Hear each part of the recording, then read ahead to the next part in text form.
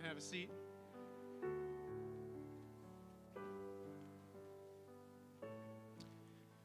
I'm Dave Weil, the director of the Wingate University Physician Assistant Program. And on behalf of my fellow faculty members and staff, welcome to the white coat ceremony for the class of 2023. I'd like to first thank our white coat sponsors, Novant Health, for their continued partnership with the program. Without our strong clinical partnerships, none of this is possible, and we're proud to work with them and appreciate their support very much. And thank you to our events committee for all their hard work in organizing this event. It's not the weather I would have chosen, but I'm not on that committee, so you do you. To all my fellow veterans, happy Veterans Day. We appreciate your sacrifice and all you continue to do for our country.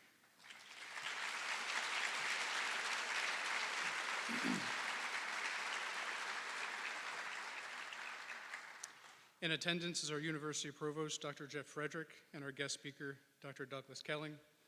We thank you both of you very much for being here. As is tradition, and understanding that this evening is largely focused on the class, I'd like to take just a minute to step back and appreciate a few other folks, if I may. The first is our faculty and staff. It's no small task to manage 170 active students across 3 cohorts on 2 campuses through over 40 courses. This class alone will participate in nearly 600 individual clinical rotations over the next year. Our didactic faculty, our clinical faculty, our adjunct faculty, and our support staff are the best in the business and set the standard for what an outstanding PA student experience should look like. So class, please join me in celebrating our outstanding faculty and staff.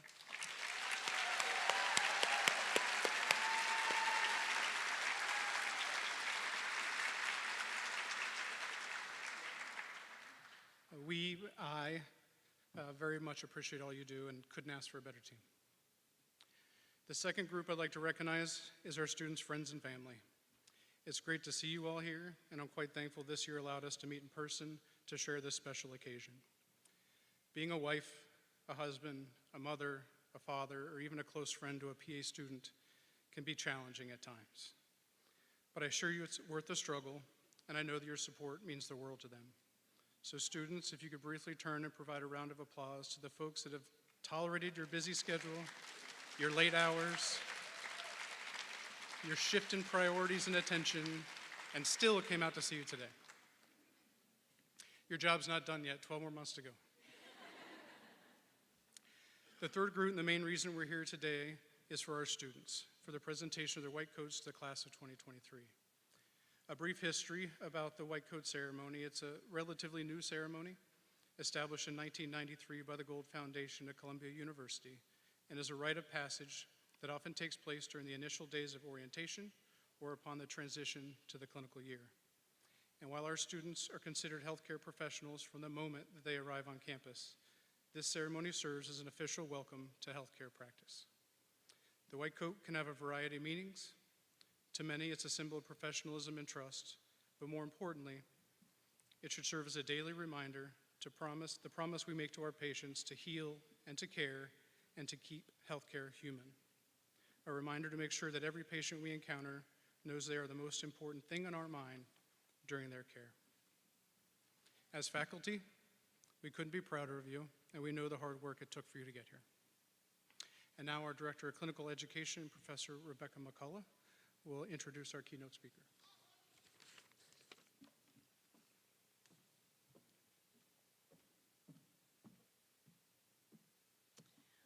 Welcome to all of our friends and family. Tonight's a very special moment for all of our students. We're excited to have all of you here to celebrate with them together tonight. 13 years ago, I walked into practice as a new Wingate clinical student, and I was so nervous and jittery, and I walked into a practice and introduced myself with the wrong name. That preceptor was Dr. Doug Kelling 13 years ago, and he thought, oh God, what have I gotten myself into? They've sent me students who don't know their own name. For the past 13 years, Dr. Kelling has continued to take our students every single rotation and has given them his wisdom, the pearls of all of his knowledge, and so we are so grateful to have him tonight as our guest speaker. His bio is on the back of your guys' program, but very quickly to read to you, he received his biochemistry degree from Harvard University and went on to graduate from Harvard Medical School in 1972. He completed his residency training at Duke University Medical Center, and then since 1976, he has served his community in Concord, North Carolina, not only as a medical provider, but also through various community boards and services. He currently practices at Atrium Health, Concord Internal Medicine and Pulmonary Medicine, where he has been since 1991. He is certified in internal medicine, pulmonary disease, and clinical lipidology. In addition to his practice, he's published, presented, and participated in a variety of journals and events across the country. Dr. Kelling was born in Missouri, but currently lives in Concord with his wife, Cheryl, and has 2 daughters. He enjoys traveling and volunteering to improve hunger and food insecurities within Cabarrus County. Again, we are so honored to have Dr. Douglas Kelling speak to us this evening.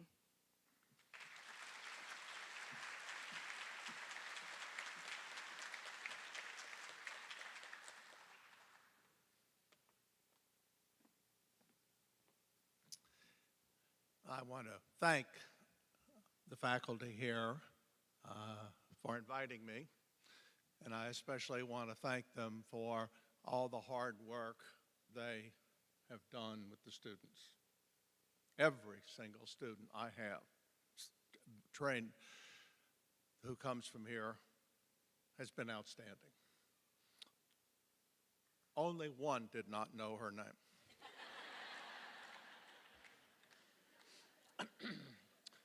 And I do also want to thank all the people here who've contributed to this wonderful day, parents, friends, and so forth. It's a joyous, joyous day.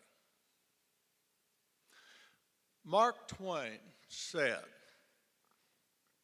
"The 2 most important days in a person's life is the day they're born and the day they know why they were born."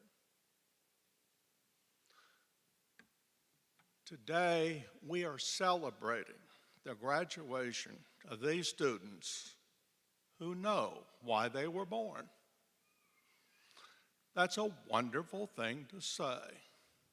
They have been blessed in many, many ways. They have been given unique talents and traits that will do them well in life. But from now, the question is, what will their goals be? What should they look forward to, and how should they approach it? Well, the obvious goal would be to take care of patients in as best a fashion as they could. However, as I think you all know, medicine is not quite as simple as it used to be. And in addition to the direct care of patients, they will be charged with helping facilitate and coordinate the care with other people in the healthcare profession. And I charge them to do it with compassion, dignity, humility, care, and concerning, so that their patients will feel that they are trustworthy to work with them any way they can. Now, how does one go about this goal? Well, there are a couple of things that I think are important in their career. The first of that is the fact that we call it commencement, not because you're going to stop learning, but you're going to continue to learn, but just in a different fashion. It's going to be a unique fashion. The only time there will be a celebration of the fact that you're not learning is at your funeral. 28 years ago, my oldest daughter graduated from Harvard College. It was a momentous day in many ways. Obviously, a great spectacle involved. It was held on a large lawn with 25,000 people. And the crowds came in and the students came in. They're from the college, from the law school, from the medical school, from the business school. It was a time of great celebration. Every year, one senior from the college was chosen to give a talk. This senior had chosen to talk about continuing education. Now, obviously, even though he was a speaker, he was low man on the totem pole. And everybody was sort of milling around, talking, and really not listening. So he told the story of a woman who grew up in Germany, raised 4 children, got all of them through college. And in her age, in her 50s, she decided her life was not through. She wanted to become a doctor. So at age 56, she enrolled in medical school in Germany. She graduated in 1960, or when she was 60 years old. And because of circumstances, she moved to the United States, where she did her residency in New York City in pediatrics. Well, by now, in the courtyard, people are starting to listen to this story. It sounds pretty interesting. I mean, here's some lady, raised 4 children, went to medical school, immigrated to the United States, did a 3-year residency program in pediatrics, and then set up a practice in Harlem. And at the age of 92, was still practicing. So by now, people are really listening to this story. And he said, and you know, the reason it's such an important story to me is it was my grandmother. At this point, and here she is, and a little old lady, 4 feet 10, stands upright, and 25,000 people broke up into cheering. So she knew the meaning of continuing to have an education. The next thing is, I think you need to be open-minded in terms of development in medicine. 90% of the medicine I use today was not available to me in my residency. Most of the tests I order were not available to me when I came out of residency. So one has to be aware of the fact that changes occur. And I'm reminded of the story of Dr. Kurt Stem, who was a doctor, again in Germany, but he also was an engineer, and he was a gynecologist. And in the 60s, Dr. Stem got to thinking, well, maybe if we do all this gynecological surgery, we don't really need to have these wide incisions. Maybe we could do it laparoscopically. Nobody had ever done this before. So he began designing the tools necessary to do laparoscopic gynecological surgery. Very successful at it. He collected his data, as any scientist would, and took it to a national meeting to discuss his new technique. Halfway through the meeting, a doctor stood up and pulled the plug on the projector, stating that this was no place to talk about malpractice, which he felt this was. Undeterred by this, Dr. Stem continued his work and ultimately was asked to be the head of gynecology at the University of Kiel in Germany. Most of the faculty were appalled and said before they would allow him to be their leader, he had to have a brain scan, because obviously he had a brain tumor that was causing such erratic thinking. Well, obviously, they were all wrong. So one has to be open to new ideas and new thoughts. But it has to be, though, founded on certain concepts that never change. You have fundamental concepts of how to take care of patients, which are then enhanced by new developments. We're a NASCAR Cup area. We all know about NASCAR.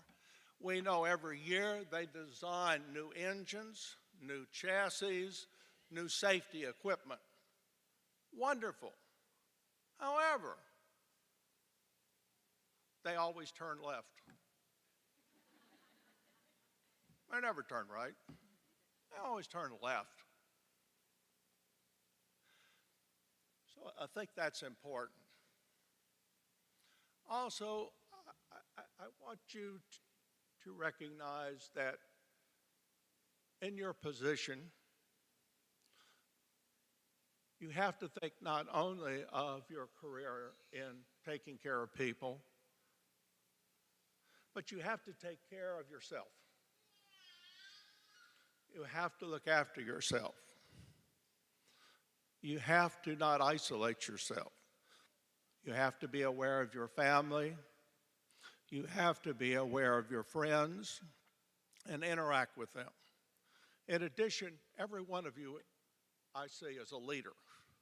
So remember, in the community, there are various different organizations which need your help.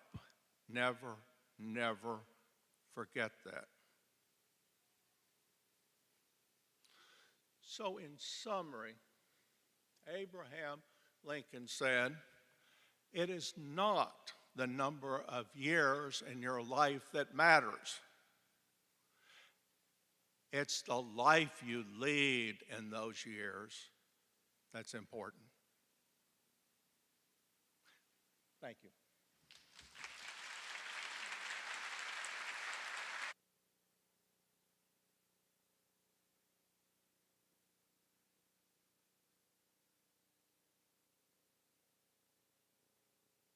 Thank you, Dr. Kelling. Folks, hi. Congratulations, class of 2023. I wish you Godspeed in the days ahead as you embark on this next phase of your journey. But before you scatter to the winds, after this ceremony, it's time to recognize one of your own. Each year, the Graduate Awards Committee, made up of your faculty, select a student to receive the Didactic Student of the Year Award.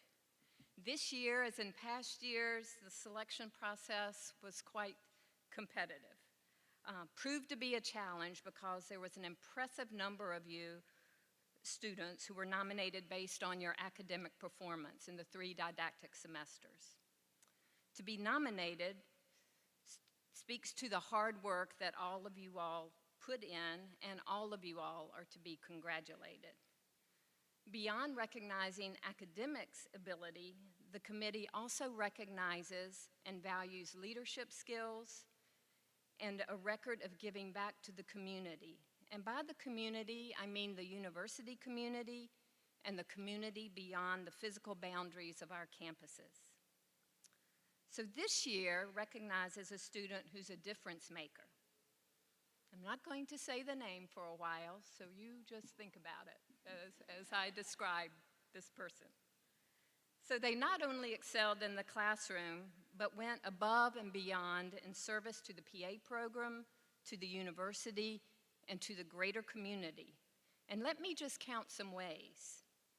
Health Equity Student Panel Member, mentor in the Wingate University PA Mentorship Program, mentoring incoming students, first-year students, as well as mentor to pre-PAs seeking admission guidance and general PA, pre-PA advice. Organizer and participant in educational programs for the Latin Americans Working for Achievement High School Series and for the Health Sciences Fair at Butler High. And finally, as Wingate PA Student Government Outreach Liaison, they co-hosted fundraiser for the Angel Tree as well as the Community Shelter of Union County. They also initiated a collaboration with Turning Point Monroe, a Union County organization that provides emergency and life-saving resources for survivors of domestic violence, sexual assault, and child abuse. This collaboration allowed classmates to be trained in sexual assault crisis response, domestic violence awareness, and suicide prevention. Our award winner is trained as well and takes monthly call, responding to sexual assault cases, providing companion care to the patients in the emergency departments, crisis calls relating to domestic violence, and also a suicide hotline. So have you figured it out yet? Yes. I'm honored to present this award to Maddie Barone.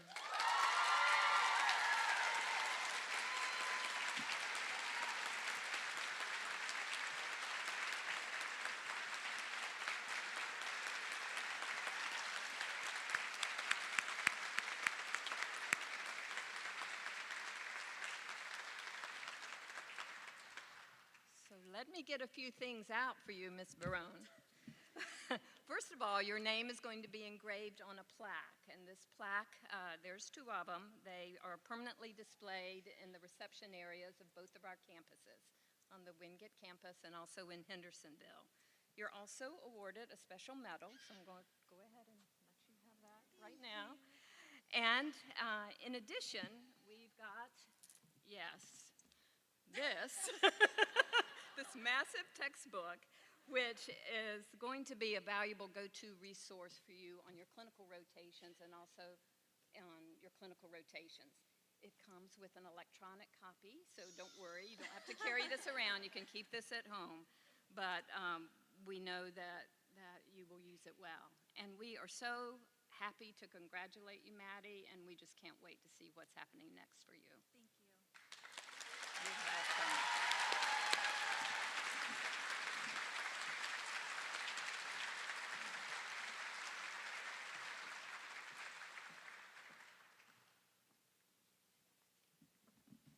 Congrats, Maddie.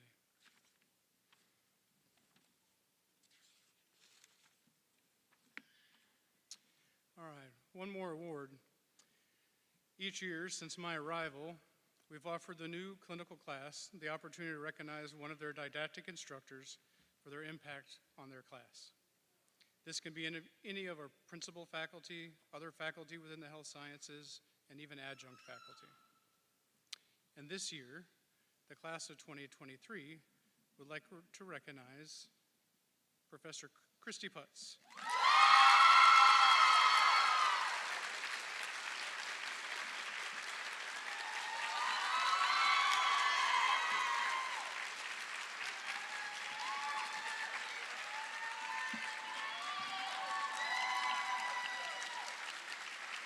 Come on over here.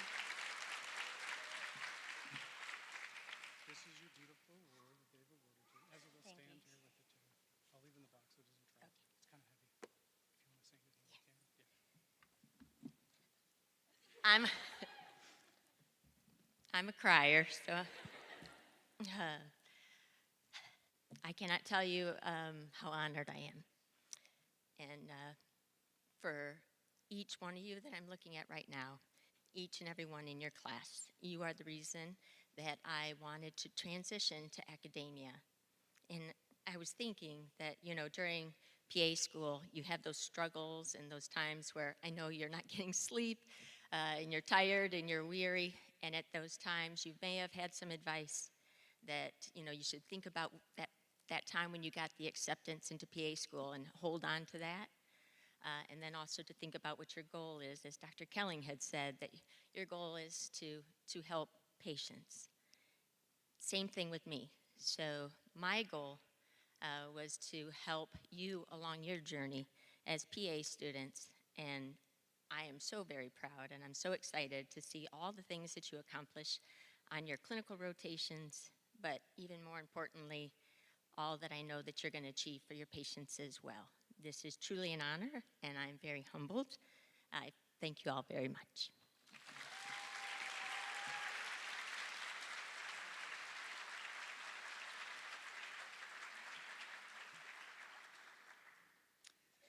We'll now proceed to don the white coats for the class of 2023. Ms. Joanne Smith, if you'd please read the names. Friends and family, if you could please try to limit your applause until the entire class has been announced. That way we don't miss any names.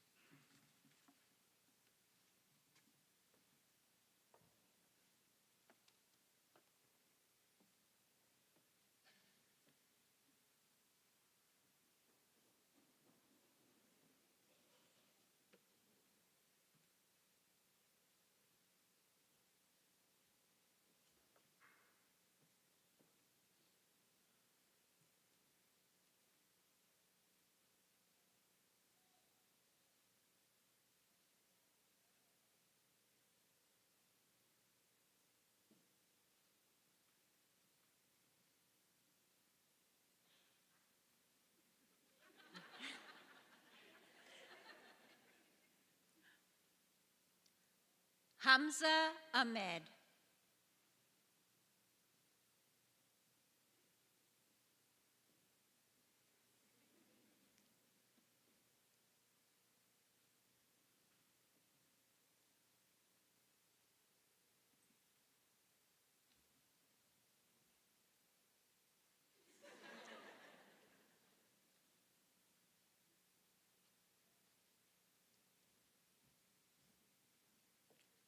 Laura Allen.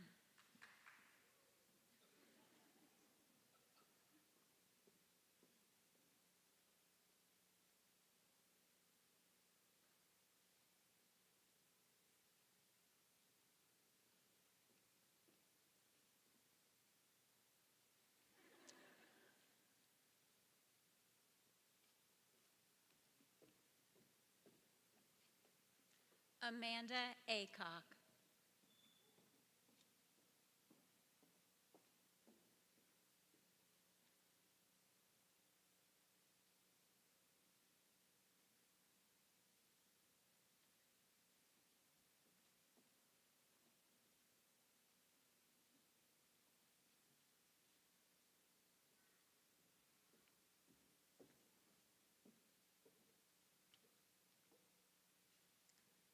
Mackenzie Bachman.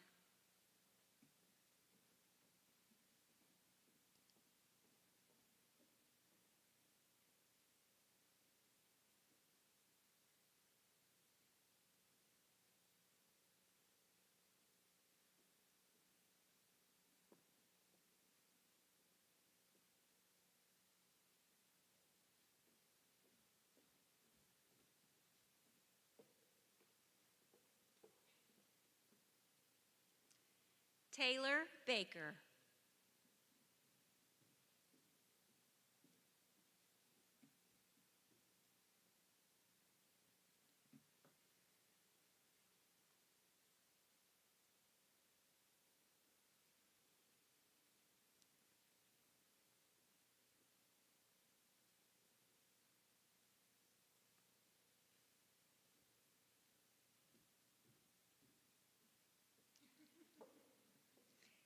Danielle Berthelot.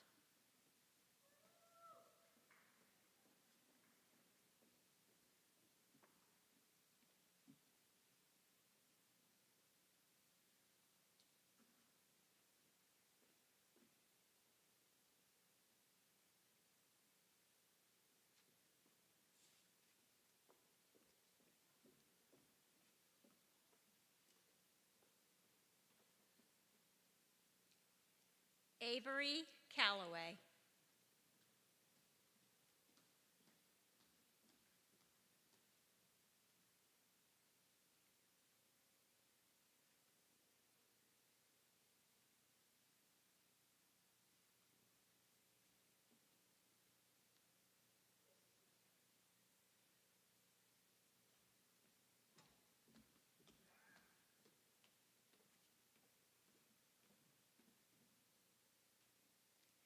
Caitlin Chartier.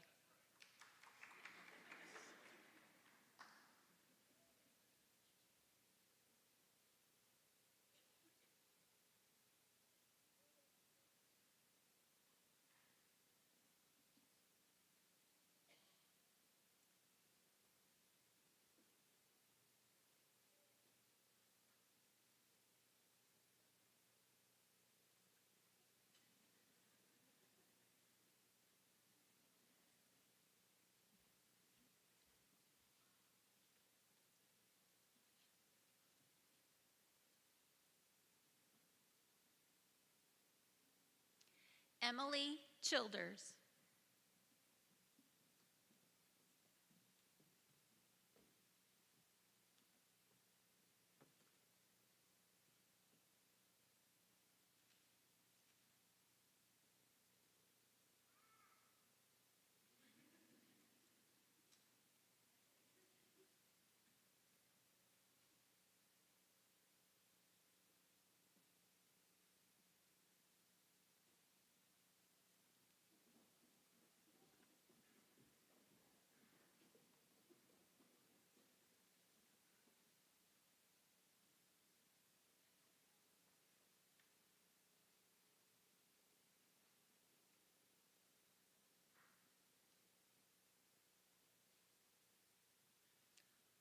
Aubrey Shue.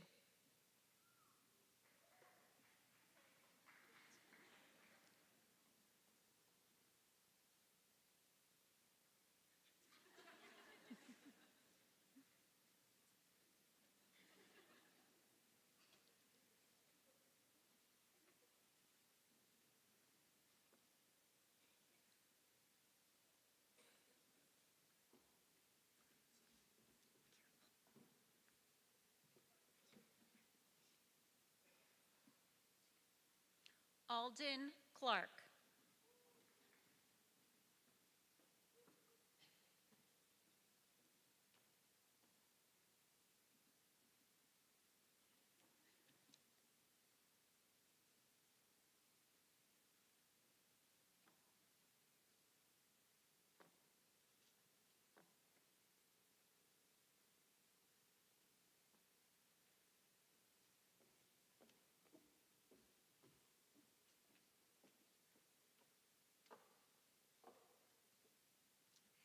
Natalia Carril.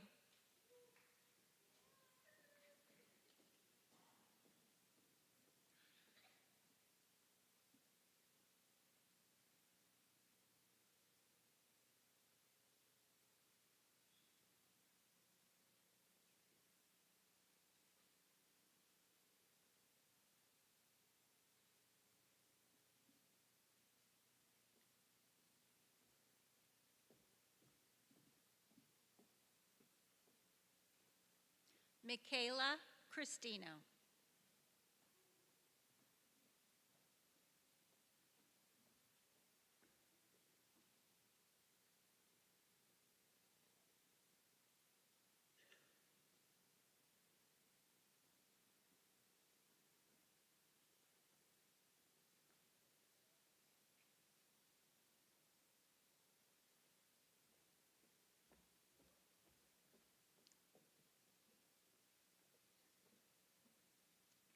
Carrie Dalton.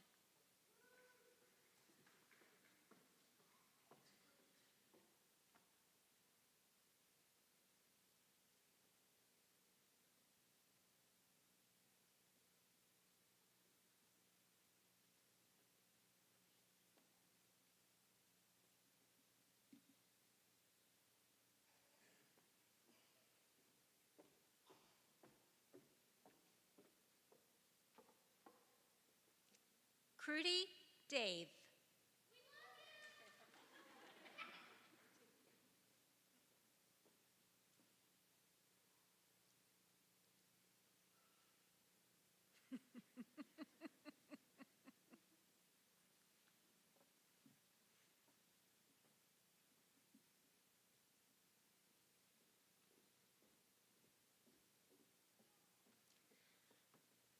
Alexandra Dorner.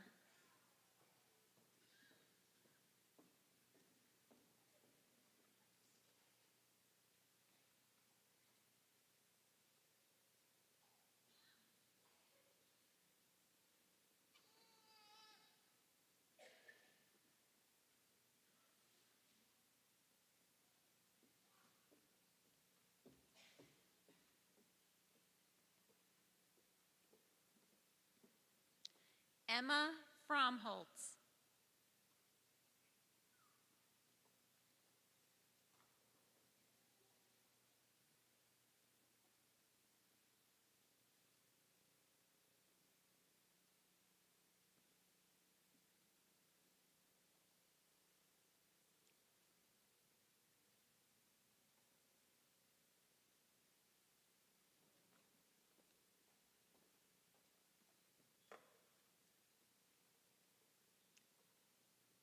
Ren George.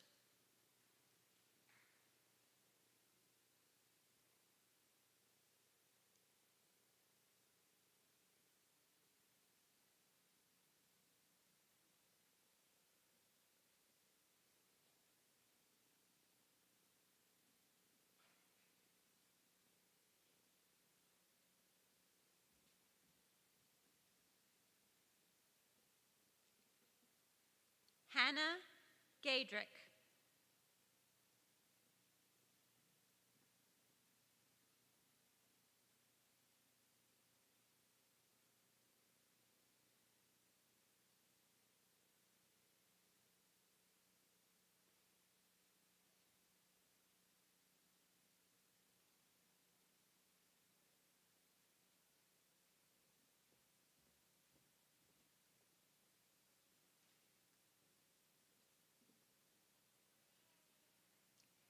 Caitlin Goulet.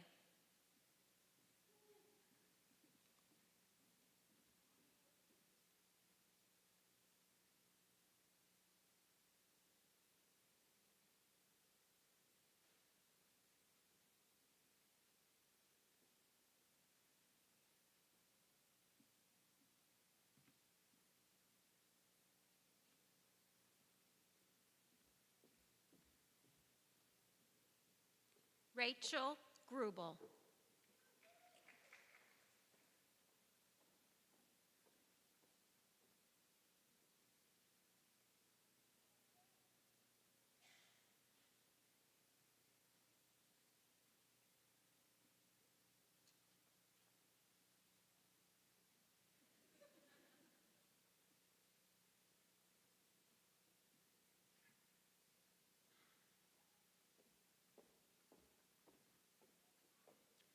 Lillian Halleck.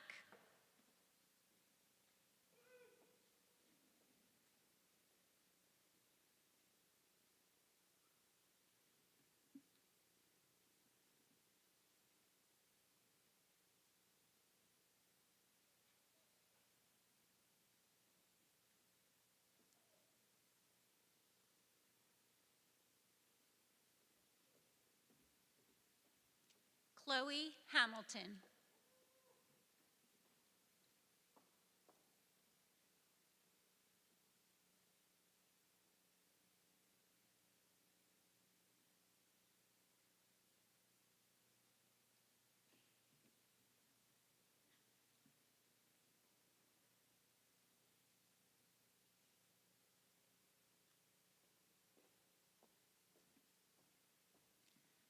Madeline Harkins.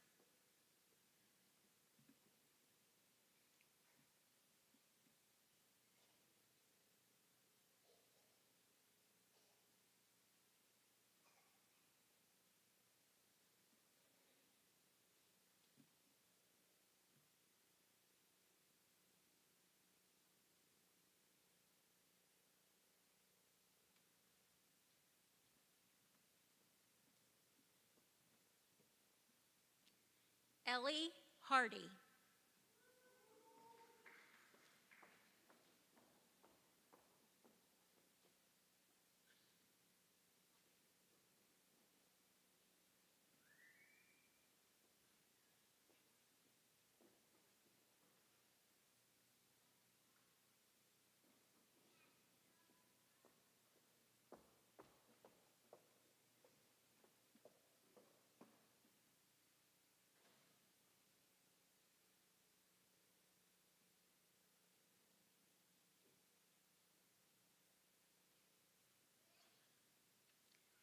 Seth Hensley.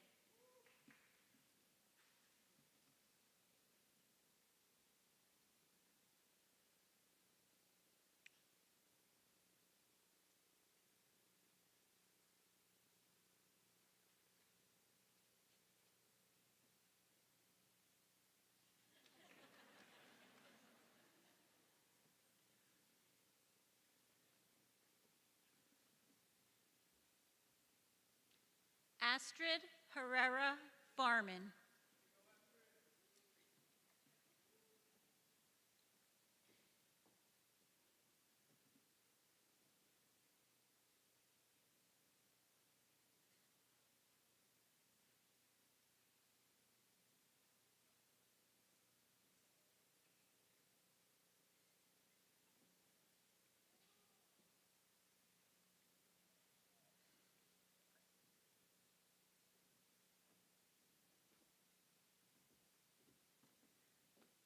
Leah Holevis.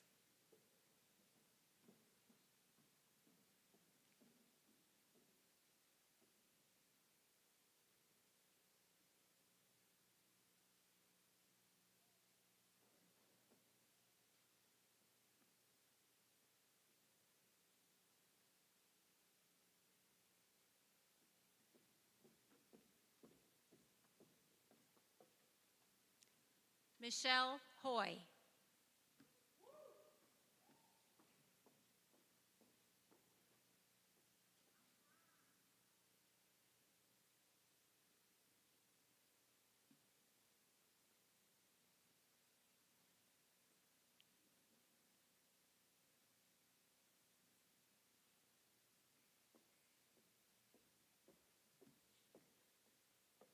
John Hutton.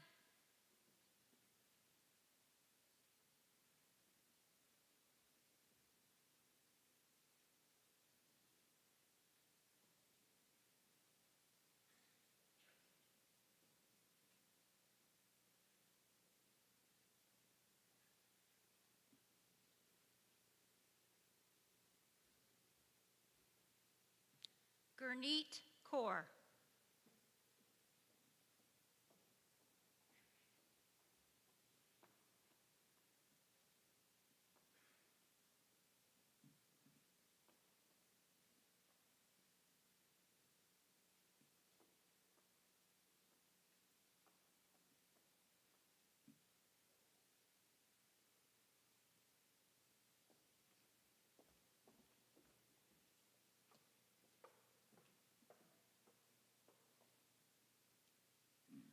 Summer Kabalik.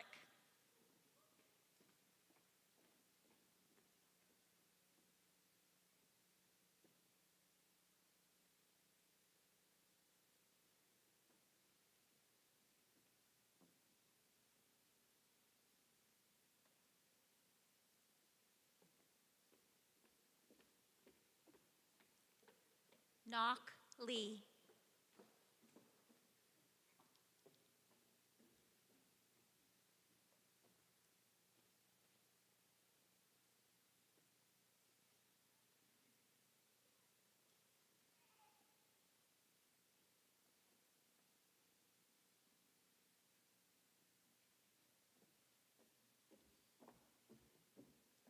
Caitlin Looney.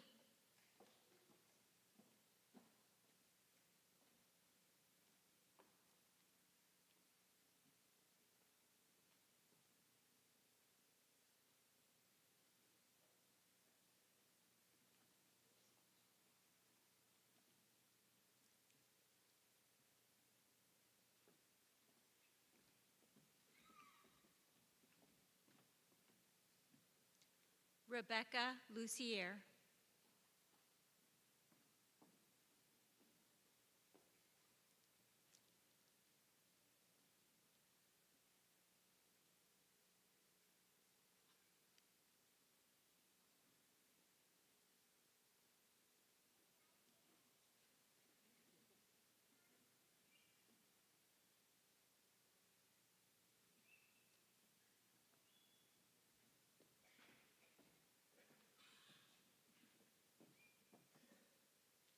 Taylor Malcolmus.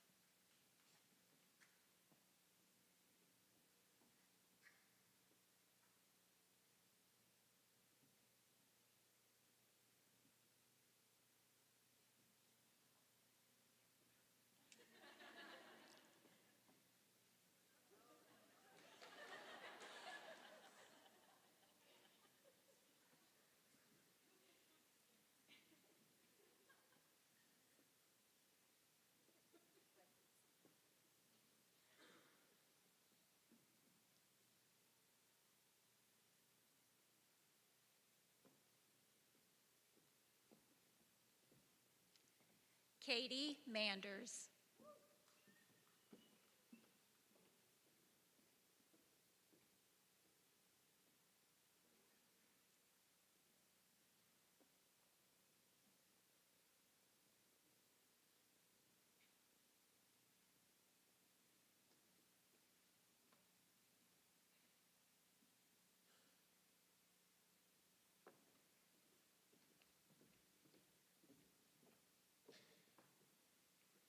Hadley McLaren.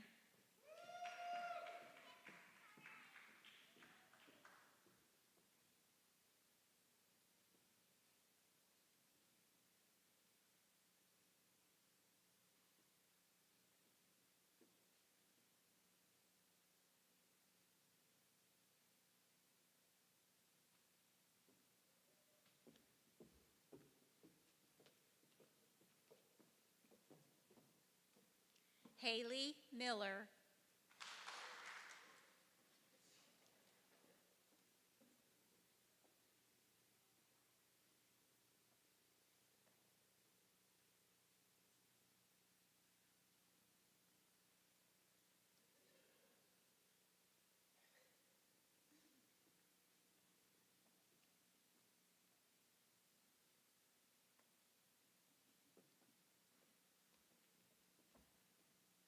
Madison Meyer.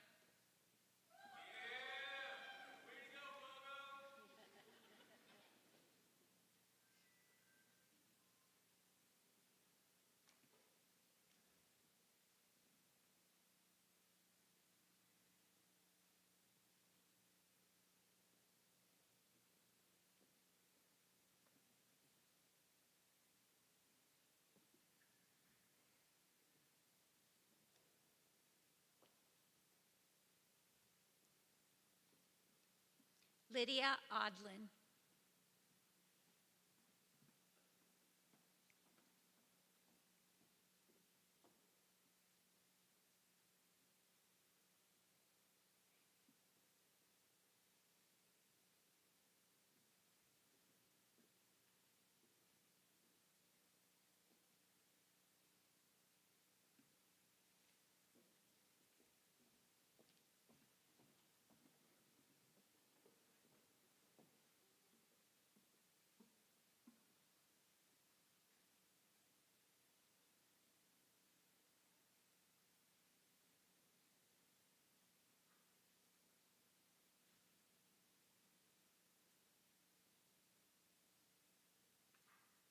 Carly Rhodes.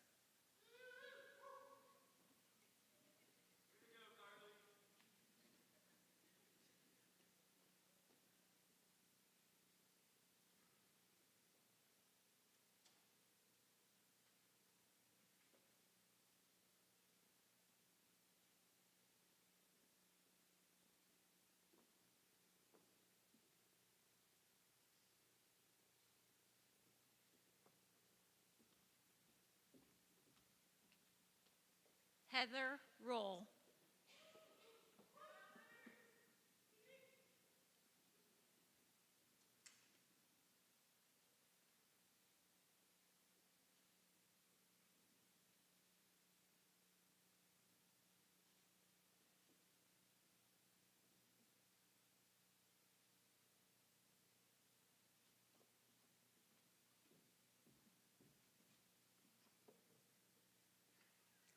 Kylie Savage.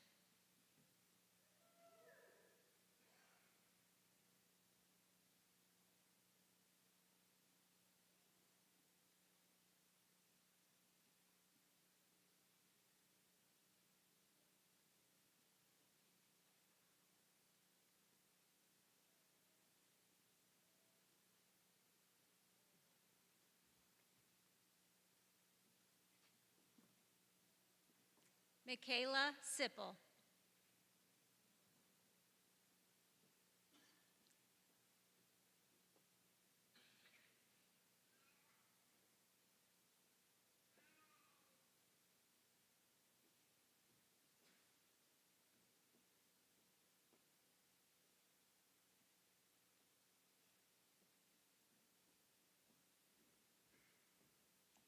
Margaret Sebeski.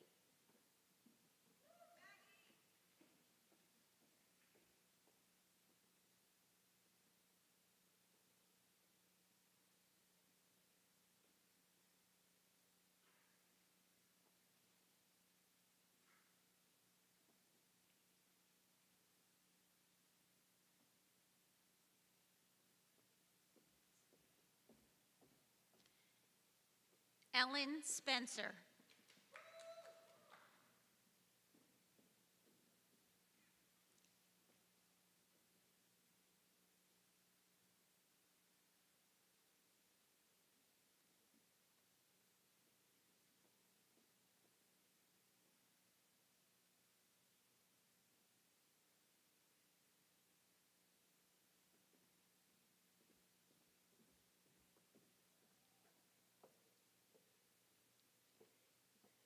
Taylor Thomas.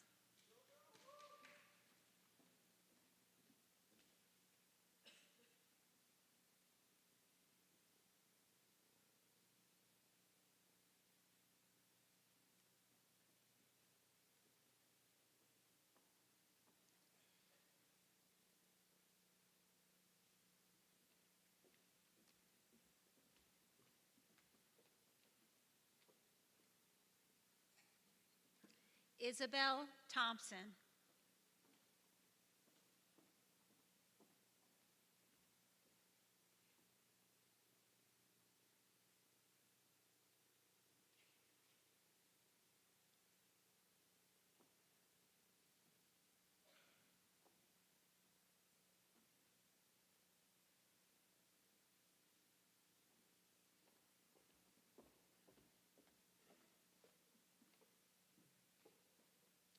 Nikki Torres.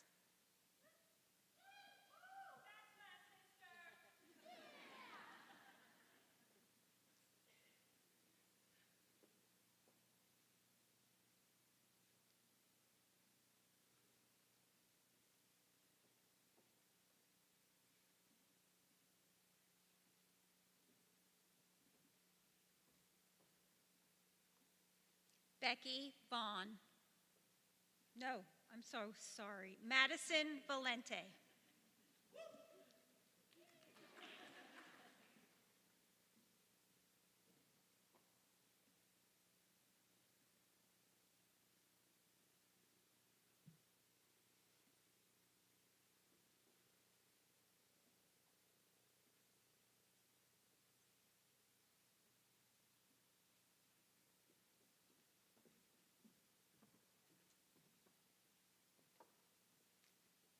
Becky Vaughn.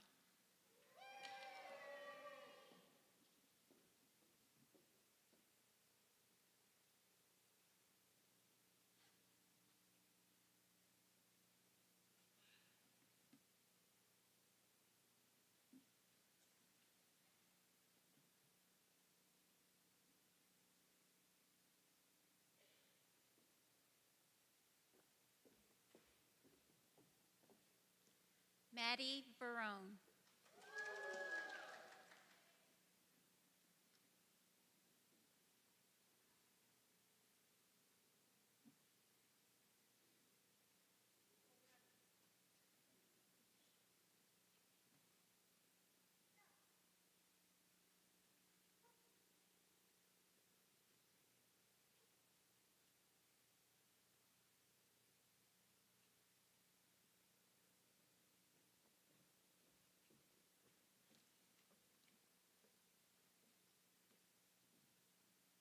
Emma Wagner.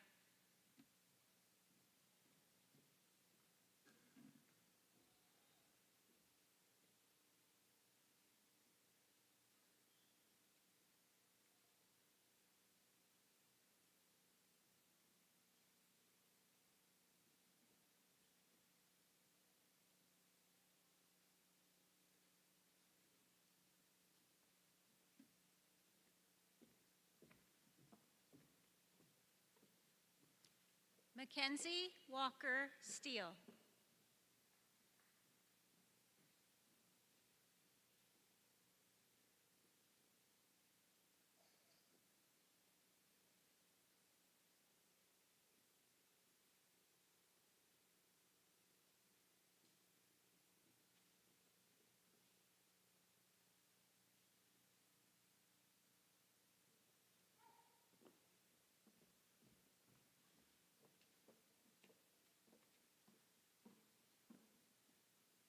Kenna Watson.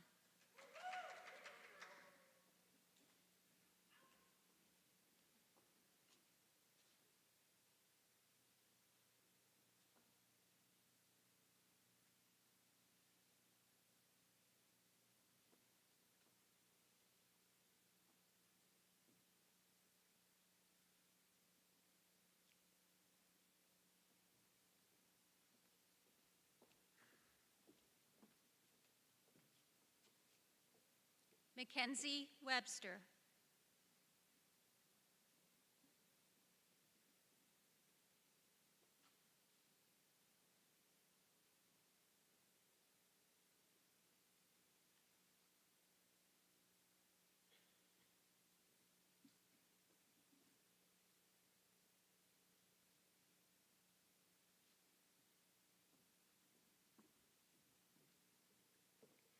Kenneth Wickie.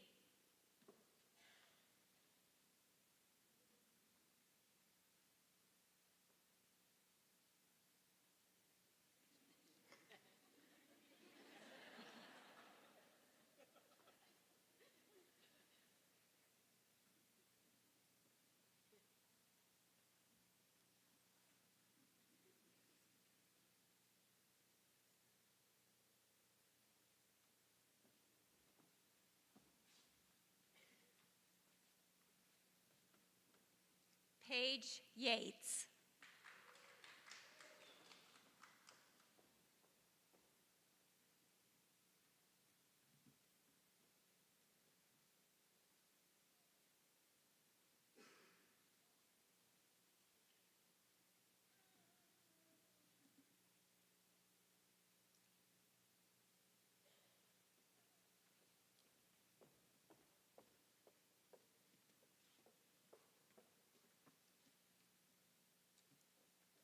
Congratulations, class of 2023.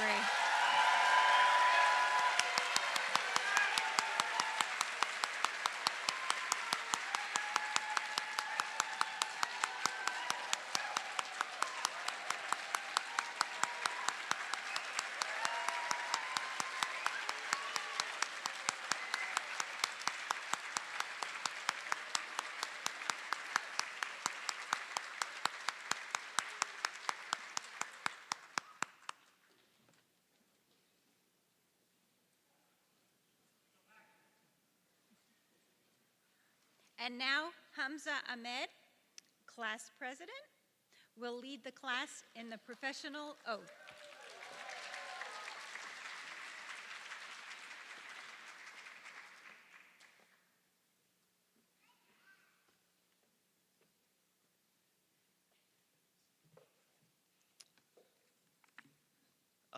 Let's see.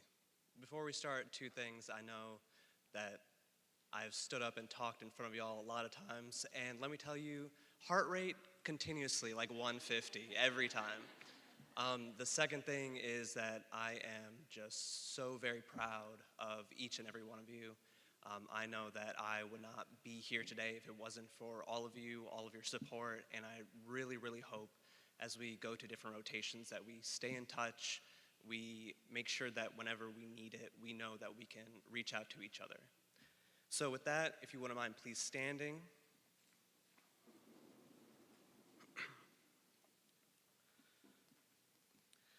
I pledge to perform the following duties with honesty and dedication. I will hold as my primary responsibility the health, safety, welfare, and dignity of all human beings. I will uphold the tenets of patient autonomy, beneficence, non-maleficence, and justice. I will recognize and promote the value of diversity. I will treat equally all persons who seek my care. I will hold in confidence the information shared in the course of practicing medicine. I will assess my personal capabilities and limitations, striving always to improve my medical practice. I will actively seek knowledge and skills, keeping abreast of advances in medicine. I will work with other members of the healthcare team to provide compassionate and effective care of patients. I will use my knowledge and experience to contribute to an improved community. I will respect my professional relationship with the physician. I will share and expand knowledge within the profession. These duties are pledged with sincerity and upon my honor. Thank you.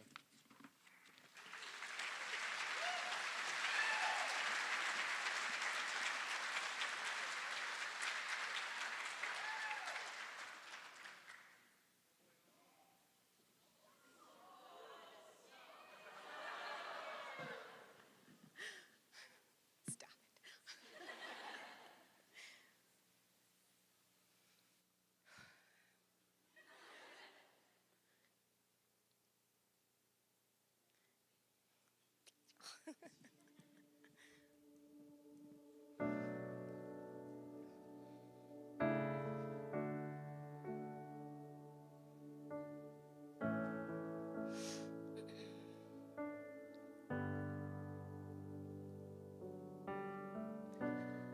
called me out upon the water, the great unknown, where feet may fail.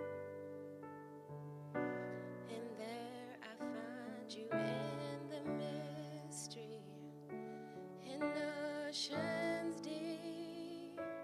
My faith will stand, and I will call upon your name and keep my eyes above the waves. When oceans rise, my soul will rest in your embrace, for I am yours and you are mine.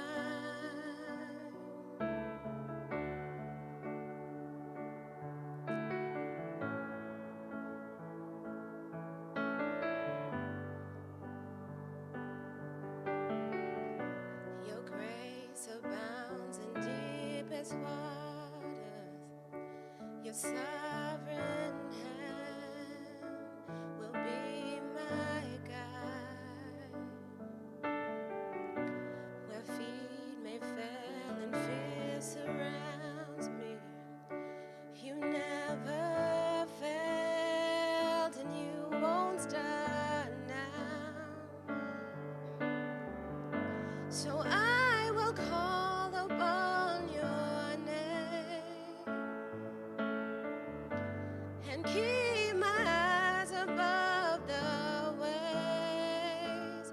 When oceans rise, my soul will rest in your embrace, for I am yours and you are mine.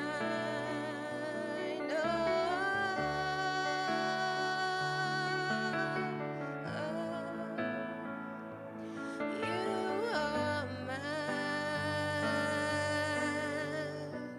Spirit, lead me where my trust is without borders. Let me walk upon the water wherever you would call me. Take me deeper than my feet could ever wander, and my faith will be made stronger in the presence of my Savior. Spirit, lead me where my trust is without borders. Let me walk upon the water wherever you would call me. Take me deeper than my feet could ever wander, and my faith will be made stronger in the presence of my Savior. And I will call upon your name and keep my eyes above the waves. When oceans rise, my soul will rest in your embrace, for I am yours and you are mine.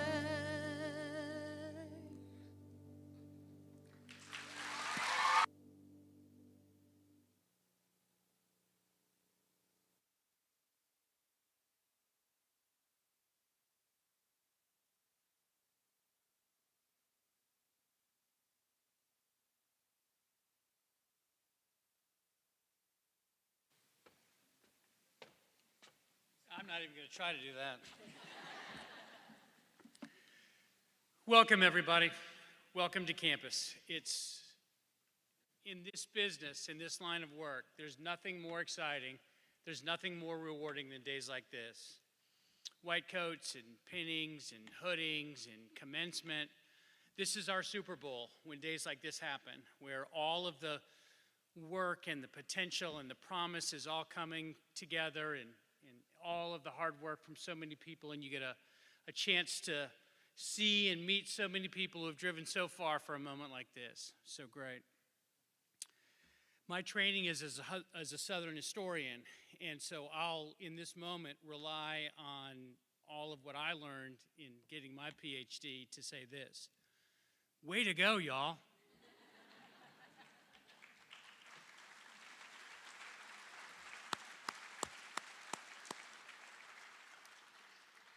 If it seems like it's been hard to get to this day, it's because it has been.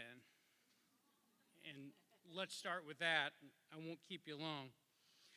As you're celebrating this milestone and preparing for what is only going to be a steady diet of clinical work in the weeks and months ahead and decades of practice to come, I hope you'll remember how far you've come. I hope you'll remember how much pressure you've already faced. And I hope you'll remember how much good you've already done.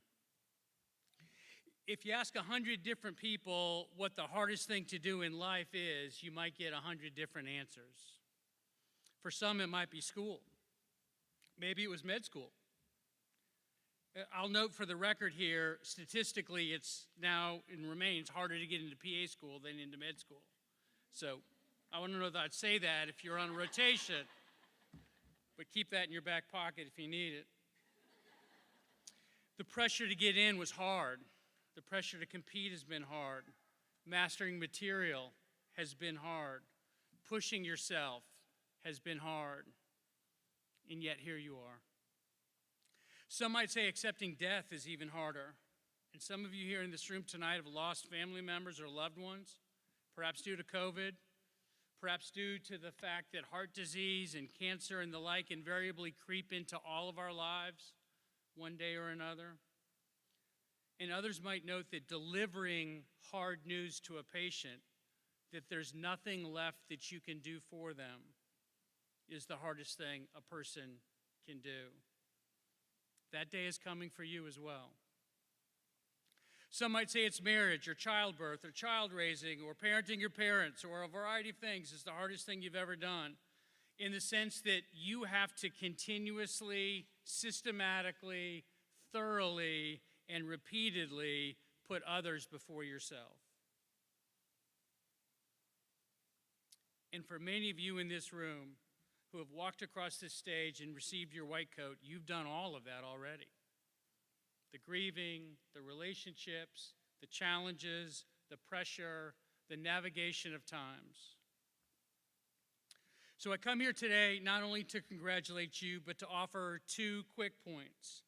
The first is this: I hope you'll remember that you've already done hard things, and you will let that inspire you. The world needs confidence. We've been through 3 pretty tough years. You have every right to have some confidence coming out of the experiences that you've been a part of. I grew up near Orlando, so it was inescapable to be surrounded by all things Disney: quotes, stories, artifacts, mouse ears. All the adversity I've had in my life, Walt Disney noted, all my troubles and obstacles have strengthened me. You may not realize it when it happens, but a kick in the teeth may be the best thing in the world for you. Now, I might have said that a little differently. In fact, I'm pretty sure I would have said that a little bit differently. But the larger point remains true. Adapting and overcoming and enduring and persisting are all incredibly important life skills, but only if you remember that you did it. And that's where your confidence will come from. As you navigate the adversity in your windshield, in other words, allow yourself the liberty of looking through your rearview mirror to see how far you've already come. For most marathoners, the hardest miles that they'll endure on the 26-mile course usually come between mile 18 and 23. You're still a long way from the finish line, and the road ahead seems too far. The steady pace you've been on to get through these miles seems to be harder and harder to maintain. The physical and mental blocks are creating a wall that's ever more daunting seemingly too hard to overcome. The carbo loading of the previous week is all but depleted. Negative thoughts get louder in your head, and it becomes more likely that you won't finish than you will. This is where marathoners fall back on their training. This is where you remember that you've done a version of this already. This is where you remember that the rest of the race course is already in your head. This is where you remember that you've overcome so much to get to that mile marker, and you'll find a way to get through it. As one marathoner famously said, at mile 20, I thought I was dead. At mile 22, I wished I was dead. At mile 24, I knew I was dead. But at mile 26.2, I realized I had become too tough to kill. When the marathon race of your clinical year seems too daunting to finish, and it will, know that you can, that you will, that you've had difficult days in the past, and draw confidence from them in that moment.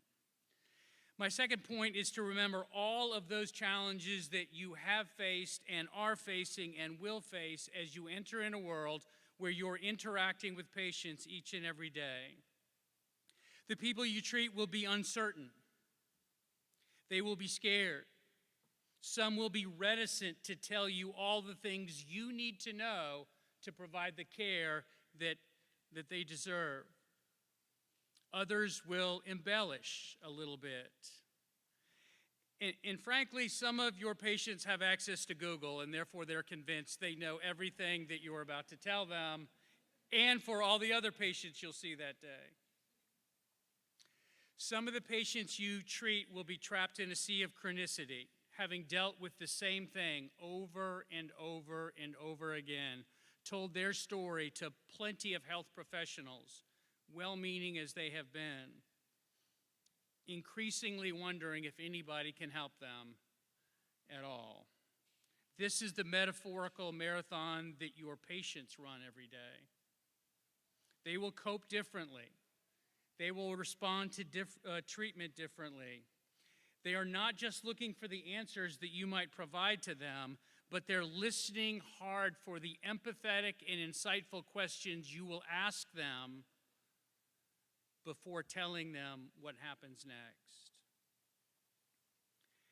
And above all, remember that they have physical, mental, and emotional needs, just as you had and have and will have in the most difficult days ahead for you.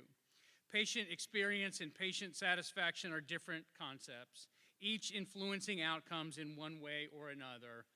Don't forget that for some of the people you will treat, the hardest thing they will ever face is the work they will do with you. And they will need all of you to get through those hard days. So be a good listener. Bring a second helping of empathy wherever you can. If the medical challenge they are confronting is the hardest thing they'll ever do, they'll need you to be compassionate and competent and curious as you ride shotgun along with them on those hardest days of their life. And you can. And I know this because I know this talented faculty and staff that have been with you for so long already have trained you to be ready for these moments. So a moment of applause for them.